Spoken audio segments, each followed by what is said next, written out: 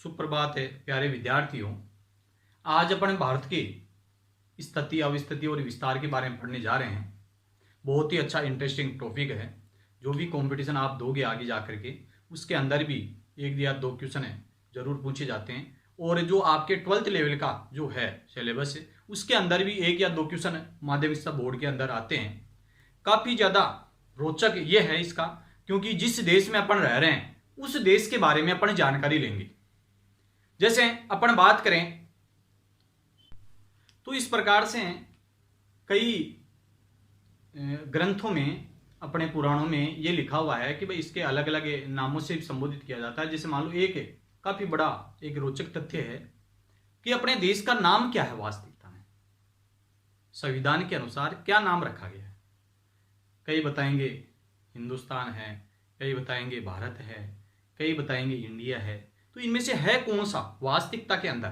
जैसे मान लो अपना जो नाम है ये घर पे कुछ अलग कहते हैं, लेकिन वास्तविकता में कागजों के अंदर कोई दूसरा नाम होता है। उसी प्रकार से भारत का भी कुछ नाम है, ठीक है ना, और वो है इंडिया।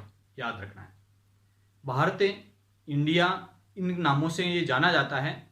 हिंदुस्तान का मतलब एक नदी के कारण से इसका जिक्र हुआ है। तो इनमें कुछ आर्यावर्त के नाम से भी जानते हैं इसको, हिंदुस्तान के नाम से भी जानते हैं, इंडिया के नाम से भी जाना जाता है। तो वो वास्तविकता में क्या तथ्य हैं उसके संबंध में अपन बात करेंगे। जैसे मान लो आर्य लोग रहते थे, तो इसके कारण से इस क्षेत्र को भूभाग का नाम रखा गया आर्यावर्त। किस नाम से रख दिया? आर्यावर्त के नाम से रखा गया। इसके बाद में एक हिंदुस्तान रखा गया। जैसे ईरानी लोग हैं, कौन से लोग हैं? ईरानी लोग हैं। तो यहां पर है तिब्बत में झील है, यहां से एक नदी जाती है इस ओर कैलाश पर्वत से होकर के बोखरचू झील से। तो वो जो नदी है उसके पास में जो बसे हुए जो लोग थे या कोई क्षेत्र था, निवासी थे, उनको नाम दिया हिंदू। किन्होंने दिया? ईरानियों ने दिया। और इसी भूभाग के इस क्षेत्र को, मतलब यहां पर जो निवासी थे उसको क्या नाम दिया? हिंदू नाम दिया। और इस भूभाग को नाम दे दिया हिंदुस्तान। क्या नाम रख दिया इसका? हिंदुस्तान। हिंदुस्तान नाम रख दिया ये हिंदू के अनुसार, क्योंकि वो क्या करते हैं, जैसे सिंधु है, सैका वो है कर देते हैं। तो सैका है करने के बाद में अपने आप ही सिंधु का क्या बन जाता है? हिंदू बन जाता है। और हिंदू होने के कारण से इस भूभाग का नाम इन्होंने हिंदुस्तान नाम दिया। किन्होंने दिया? ईरानियों ने दिया। इसके बाद में अपन बात करें, कुछ नाम रखा इंडिया इसका, इंडिया के नाम से रखा गया इसका नाम। तो वो क्या है? रोमन निवासी या फिर यूनानियों ने क्या है इस नदी को, मतलब सिंधु नदी को क्या नाम दिया? इंडस के नाम से जाना गया। किस नाम से जाना गया? इंडस के नाम से जाना गया। और इस भूभाग का नाम रख दिया इंडिया। तो इसके बाद में क्या है? इंडिया नाम रखा गया। और भारत के नाम से जिक्र देते हैं कि भरत नाम के कुछ महान राजा हुए हैं, इसके कारण से इस भूभाग का नाम रख दिया भारत है। क्या नाम रख दिया? भारत है। तो कुछ ऐसे तथ्य हैं जो वास्तविकता के अंदर अपने देश के बारे में जानकारी देते हैं और उसके संबंध में काफी गहनता से अध्ययन किया जाता है। इसके बाद में अपन बात करें कि भारत की स्थिति कैसी है। भारत की स्थिति के बारे में बताएं, संदर्भ में बताएं, तो वास्तविकता के अंदर है पूरी पृथ्वी पर, पूरी पृथ्वी में जो भारत देश है ये उत्तरी पूर्वी गोलार्ध में स्थित है। कौन से गोलार्ध में है? उत्तरी पूर्वी गोलार्ध में स्थित है। उत्तरी पूर्वी गोलार्ध में देखो क्या है, कैसे है ये जो भाग है, ये तो है आपकी ग्रीनविच रेखा। कौन सी रेखा है? ग्रीनविच रेखा। ये जो है वो है भूमध्य रेखा। कौन सी रेखा है? भूमध्य रेखा। और भारत की स्थिति है यहां पर है। इसके कारण से ये जो भूभाग है, भूमध्य रेखा है, ये पृथ्वी को दो बराबर भागों में बांटते हैं। ये है उत्तरी गोलार्ध और ये है अपने दक्षिणी गोलार्ध। ये है अपने पूर्वी गोलार्ध, ये है अपने पश्चिमी गोलार्ध। उत्तरी, दक्षिणी, पूर्वी, पश्चिमी, ऐसे चार गोलार्ध हैं इसके अंदर। चार गोलार्ध है अलग अलग। ये बांटने के कारण से ये जो भाग आता है वो उत्तर और पूर्वी, उत्तरी भाग और पूर्वी।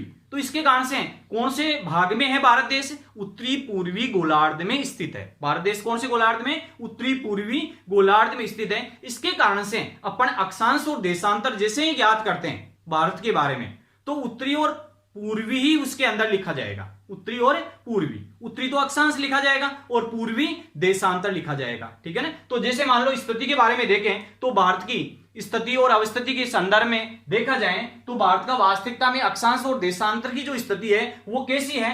भारत की 8 डिग्री, यहां से 8 डिग्री 4 मिनट उत्तरी अक्षांश से 37 डिग्री 6 मिनट उत्तरी अक्षांश व 68 डिग्री 7 मिनट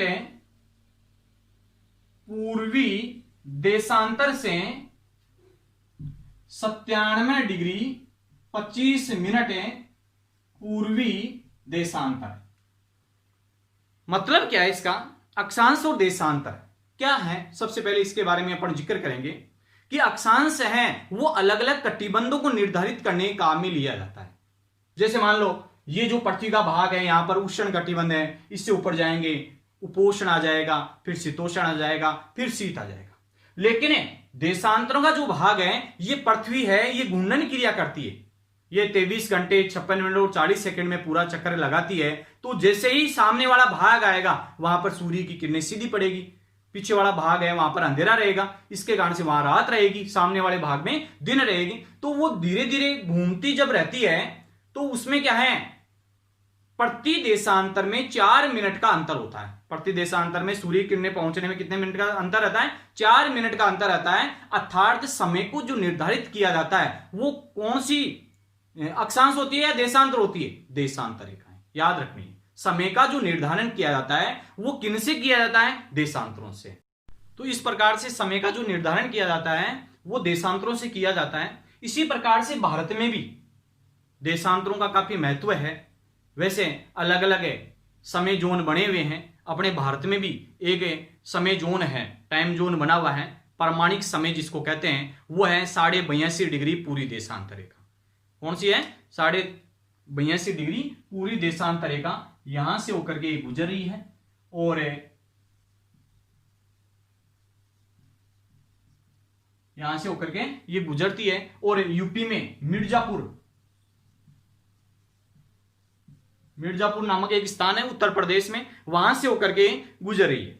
या जो नैनी गांव है इलाहाबाद के पास में, नैनी गांव है, वहां से होकर के ये गुजरती है। इसको प्रामाणिक समय माना गया है क्योंकि पूरे देश में समय की गणना इसी के माध्यम से किया जाता है लगभग। वैसे इस छोर से लेकर के इस छोर तक का 2 घंटे का अंतर पाया जाता है। कितने घंटे का अंतर पाया जाता है? 2 घंटे का अंतर पाया जाता है। लगभग 30 डिग्री का अंतर। कितने डिग्री का अंतर पाया जाता है? 30 डिग्री का अंतर पाया जाता है। तो देखो इसके अंदर अपने ये 8 डिग्री 4 मिनट उत्तरी अक्षांश से 37 डिग्री 6 मिनट उत्तरी अक्षांश व 68 डिग्री 7 मिनट पूरी देशांतर से 97 डिग्री 25 मिनट पूरी देशांतर पर भारत देश की स्थिति है। ये कहां से है? भूमध्य रेखा से। कौन सी रेखा से है? भूमध्य रेखा से। क्योंकि देखो कन्याकुमारी से भूमध्य रेखा है वो 876 किलोमीटर दूरी पर है। कितनी दूरी पर है भूमध्य रेखा? कन्याकुमारी से कितनी की दूरी पर है? 876 किलोमीटर की दूरी पर है, ठीक है। इसके बाद में यहां पर अपन बात करें तो अक्षांशीय जो विस्तार है इसका, इसमें अंतर कितना है? देखो अंतर निकालने के लिए अपन अच्छी विधि का उपयोग करेंगे। जैसे अक्षांश अपने कितना है? 37 डिग्री, देखो यहां पर निकालते हैं अपन 37 डिग्री 6 मिनट और यहां पर कितना था? 8 डिग्री 4 मिनट। तो यहां पर तो 2 मिनट का तो ये हो गया और यहां पर कितने हो गए? 29 डिग्री 2 मिनट। 29 degree 2 minute. इस प्रकार से कहने वाला 29 डिग्री 2 मिनट का इसमें अंतर है। मतलब अक्षांशीय विस्तार में अंतर कितना है? 29 डिग्री 2 मिनट का। ये तो अक्षांश का है। ये तो किसका है? अक्षांश का। देशांतर की अपन बात करें अपने तो यहां पर देखो कितना है बड़ी संख्या? 97 डिग्री 25 मिनट और यहां पर कितना है? 68 डिग्री 7 मिनट, 68 डिग्री 7 मिनट। इतना क्या है इसमें अंतर है। देखो यहां पर तो कितने बच गए 18 मिनट, यहां पर कितने हो गए 29 मिनट, ये 29 डिग्री, यहां पर कितने हो गए 29 डिग्री, और यहां पर कितने हो गए 18 डिग्री। मतलब 29 डिग्री 18 मिनट, 29 डिग्री 18 मिनट का देशांतरी विस्तार में अंतर है। देशांतरी अंतर, देशांतरी अंतर कितना है 29 डिग्री 18 मिनट, जिसको लगभग अपन कहते हैं 30 डिग्री। कितने डिग्री है 30 डिग्री। वैसे वास्तविकता में अगर निकालें समय का, जैसे अपने पूर्वी छोर है वोलांग अरुणाचल प्रदेश में, ये कहां पर है, ये अरुणाचल प्रदेश में वोलांग, लास्ट अंतिम छोर, पूर्वी भारत का अंतिम छोर कौन सा है वोलांग। पश्चिमी भाग का अंतिम छोर कौन सा है सरक्रिक, राजरक्रिक, सरक्रिक, जिसको गुजरात में है, ये गुजरात में। इनमें बहुत बड़ा अंतर पाया जाता है समय का। तो देखो इसमें 29 डिग्री है, तो 29 को अपन गुना करेंगे 4 से, 36, 4 दूनी 8 और 3 11, 116 मिनट, 116 मिनट। अब 18 है, 18 में अगर 4 से गुणा करें तो ये कितने आ जाएंगे 72, 72 में 60 का भाग लगाएंगे तो 1 मिनट 12 सेकंड, 1 मिनट 12 सेकंड। तो यहां पर कितना हो जाएगा, 1 मिनट और जोड़ दो इसके अंदर, तो 117 मिनट और 12 सेकंड, 117 मिनट और 12 सेकंड। ये इसके अंदर कुल मिलाकर के है। आपकी किताब में, एनसीईआरटी किताब में लगभग 2 घंटे का अंतर दिया हुआ है। कितने घंटे का, जबकि 120 मिनट होती है। अगर वास्तविकता में निकालें सही इसका, तो वो कितना है 117 मिनट 12 सेकंड का इसके अंदर अंतर पाया जाता है। मतलब यहां पर सूर्य उदय अगर मान लो 5 बजे होता है, तो यहां पर गुजरात में सरक्रिक नामक स्थान पर कितनी बजे होगा, तो कितने हो जाएगा इसमें 6, मतलब 6:57 और 12 सेकंड। मतलब वहां 5 बजे उदय हो रहा है, तो यहां पर कितने हो जाएगा 6:57 और 12 सेकंड पे यहां पर उदय होगा। मतलब लगभग 2 घंटे का इसमें अंतर पाया जाएगा। कितने घंटे का अंतर पाया जाएगा, 2 घंटे का लगभग अंतर इसमें देखने को मिलता है। ठीक है ना। तो इस प्रकार से कहने वाला। अब उत्तरी भाग का अगर देखें तो सबसे अंतिम छोर है उत्तरी गोलार्ध में, उत्तरी भारत में, वो है इंद्राकोल, जो जम्मू कश्मीर का भाग है। लास्ट अंतिम छोर देखें यहां पर है, तो एक मुख्य भूमिका है वो है कन्याकुमारी, और वैसे अंतिम छोर है वो है इंदिरा पॉइंट। लेकिन सुनामी आने के कारण से वो कुछ भाग उसका तहस नहस भी हो गया। तो इस प्रकार से कहने वाला यहां पर भारत में स्थिति इस प्रकार से पाई जाती है। वैसे भारत जो देश है उसका 7वां स्थान है, 7वां बड़ा देश है। कौन सा बड़ा देश है ये, कि 7वां बड़ा देश है। ठीक है। तो नेक्स्ट वीडियो में, क्योंकि बड़ा एक वीडियो हो जाएगा अपने, तो नेक्स्ट वीडियो में अपने नेक्स्ट टॉपिक पढ़ेंगे।